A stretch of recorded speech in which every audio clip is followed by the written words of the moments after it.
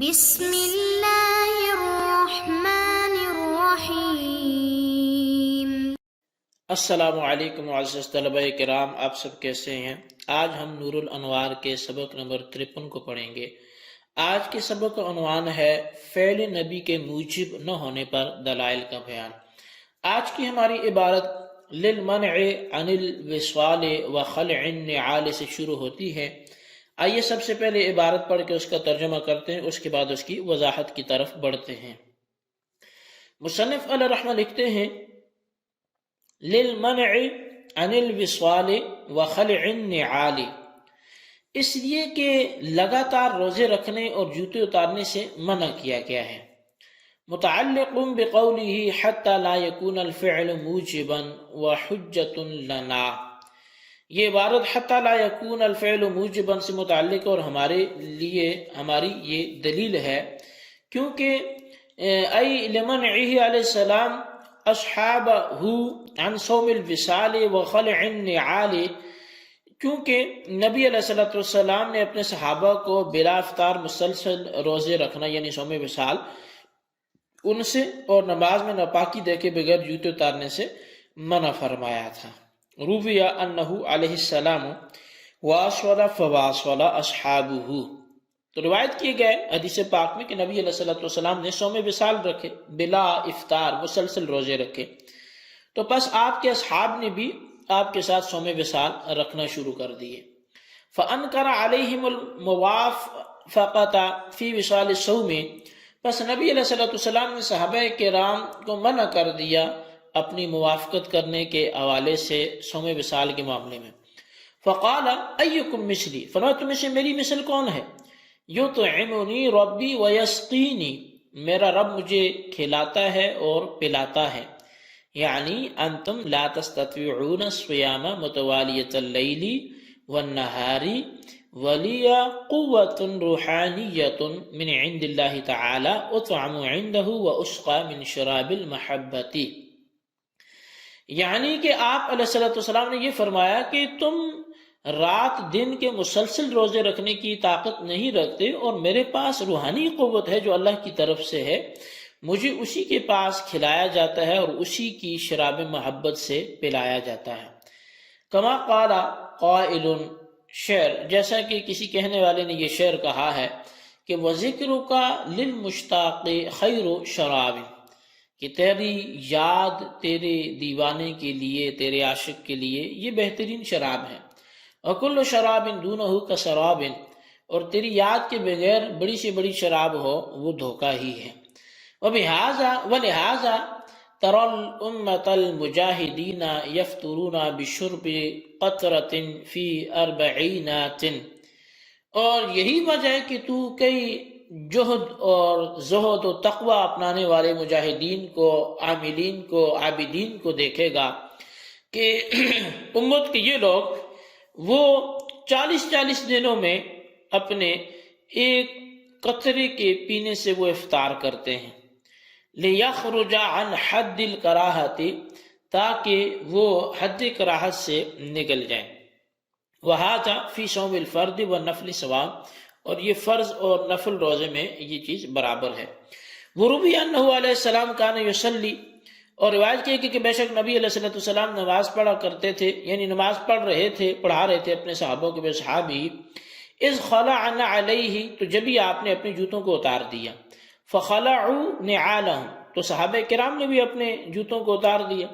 فلما قضى صلاته قال ما حملكم على القائكم نعالكم، تو نبی علیہ السلام نے نماز مکمل کرنے کے بعد پوچھا کہ تمہیں جوتے اتارنے کے کس چیز نے ابھارا؟ قالوا رأيناك القيتنا عليك، تو صحابہ کرام نے عرض کیا حضور ہم نے آپ کو دیکھا کہ آپ نے نعلین اتار لیے ہیں تو ہم نے بھی اتار لیے۔ قال، فرمایا ان جبریل علیہ السلام اخبرنی ان فیہا قذرا، بے شک مجھے تو جبریل نے خبر دی تھی کہ اس میں نجاست ہے۔ اذا جاء احدکم المسجد فلینظر فان رأى فینا علیہ قذرا فلیمسحہ ولیصلی فیہما، ہذہ تمسکات ابی حنیفہ تھا۔ فرمایا کہ جب تم میں سے ایک مسجد میں آئے تو وہ دیکھے کہ اس کے نالین میں، اس کے جوتوں میں کوئی ناپاکی تو نہیں ہے، اگر ہے تو اس کو پوچھ لے اور نماز پڑھے ان میں۔ یہ امام اعظم ابو حنیفہ کے دلائل ہیں۔ جی طلبہ کرام، یہ ہمارے آج کی سبق کی عبارت اور اس کا کچھ مفہوم تو اس کے ترجمہ تھا۔ اب آئیے اس کی وضاحت کی طرف بڑھتے ہیں۔ اس عبارت میں رسول اکرم صلی اللہ علیہ وسلم کے فعل کے موجب نہ ہونے پر امام اعظم ابو حنیفہ کے دلائل مذکور ہیں۔ پہلی دلیل یہ ہے کہ حضرت ابو ہریرہ رضی اللہ تعالیٰ عنہ سے مروی ہے کہ رسول اکرم صلی اللہ علیہ وسلم نے بلا افطار مسلسل شب و روز کے روزے رکھے۔ آپ کو دیکھ کر آپ کے صحابہ کرام نے بھی اس قسم کے روزے رکھنا شروع کر دیے، بس آپ نے بلا افطار مسلسل روزے رکھنے سے صحابہ کرام کو منع فرما دیا۔ اس پر ایک شخص نے کہا، اللہ کے رسول، آپ تو بلا افطار مسلسل روزے رکھتے ہیں۔ یہ سن کر آپ نے فرمایا، تم میں مجھ جیسا کون ہے؟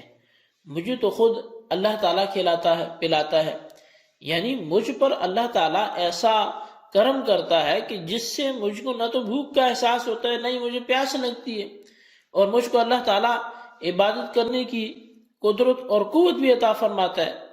خلاصہ یہ کہ تم نے بلا افطار مسلسل شب و روز کا روزہ رکھنے کی بالکل طاقت نہیں ہے۔ البتہ میرے لیے اللہ تعالیٰ کی جانب سے ایک روحانی قوت حاصل ہے۔ قرب الہی میں مجھے روحانی غذا بھی عطا کی جاتی ہے، اور محبت الہی کی شراب سے بھی سیراب کیا جاتا ہے۔ جیسا کہ کسی نے کہا ہے کہ تیری یاد عاشق کے غمگین کے لیے بہترین شراب ہے، اور تیری یاد کے سوا ہر شراب دھوکہ ہے۔ اسی مضمون کو مختلف شعراء نے بیان کیا ہے۔ بہرحال چونکہ رسول اکرم صلی اللہ علیہ وسلم نے صوم وصال سے منع فرمایا، اسی لیے علماء اور صوفیاء اپنے مخصوص عبادت کے ایام میں پانی کا ایک ایک قطرہ پی کر روزہ افطار کر لیتے ہیں، تاکہ ان کا روزہ حد کراہت سے نکل جائے۔ بلا افطار مسلسل روزے رکھنے کی ممانعت کا حکم فرض اور نفل دونوں طرح کے روزوں میں یکساں ہیں۔ دیکھیے کہ صاحب شریعت صلی اللہ علیہ وسلم نے خود صوم وصال پر امر کیا، لیکن جب صحابہ کرام نے آپ کو دیکھ کر یہ عمل کرنا شروع کیا تو اللہ کے نبی علیہ السلام نے ان کو منع کر دیا۔ بس نبی علیہ السلام کا فعل موجب ہوتا تو آپ کے قول کی طرح آپ کے فعل سے بھی وجوب ثابت ہوتا، جبکہ نبی علیہ السلام صحابہ کرام کو صوم وصال سے منع فرما رہے ہیں، تو آپ کا اپنے صحابہ کرام کو صوم وصال سے منع فرمانا، خود اس پر عمل کرنا اس بات کی علامت ہے کہ نبی علیہ السلام کا جو فعل ہے یہ موجب نہیں ہے۔ دوسری دلیل کیا ہے کہ حضرت ابو سعید خدری رضی اللہ تعالیٰ عنہ سے روایت ہے کہ ایک بار نبی علیہ السلام اپنے صحابہ کو نماز پڑھا رہے تھے کہ اچانک آپ نے نعلین مبارک اتار لیے۔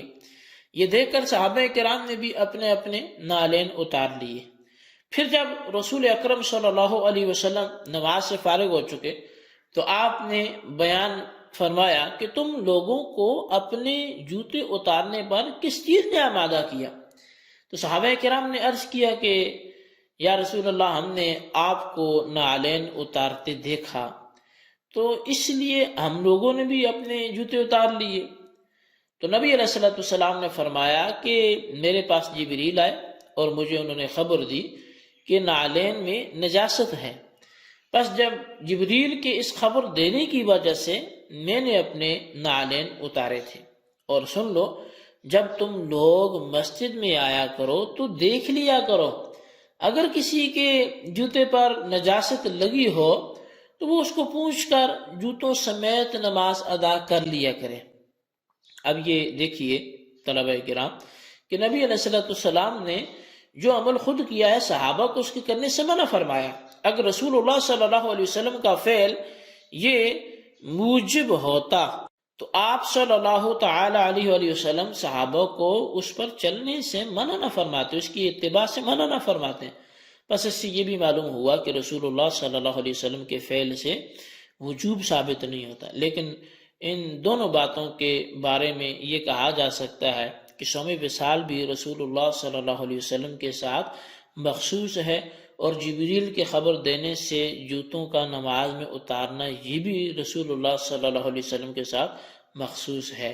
اور یہ بات گزر چکی ہے کہ جو فعل رسول اللہ صلی اللہ علیہ وسلم کے ساتھ مخصوص ہو وہ فعل بالاتفاق غیر موجب ہوتا ہے۔ پس جب یہ دونوں افعال نبی علیہ السلام کے ساتھ مخصوص ہونے کی وجہ سے بالاتفاق غیر موجب ہیں تو ان دونوں واقعات سے احناف کا استدلال کرنا یہ درست نہیں ہوگا۔ بہرحال یہ ہمارا آج کا سبق اور اس کی وضاحت تھی، اس کو اپنے الفاظ میں رجسٹر پر نوٹ کریں، بالخصوص ان سوالات کے جوابات ہیں۔ سوال نمبر 1 یہ ہے کہ احناف کے مذہب پر پہلی دلیل پیش کریں۔ سوال نمبر 2 یہ ہے کہ احناف کے مذہب پر دوسری دلیل پیش کر کے اس میں خدشہ ظاہر کریں۔ اللہ تبارک و تعالیٰ سے دعا ہے جو کچھ ہم نے پڑھا سنا اسے یاد رکھنے کی توفیق نصیب فرمائے، آمین بجاہ النبی الامین صلی اللہ علیہ وسلم۔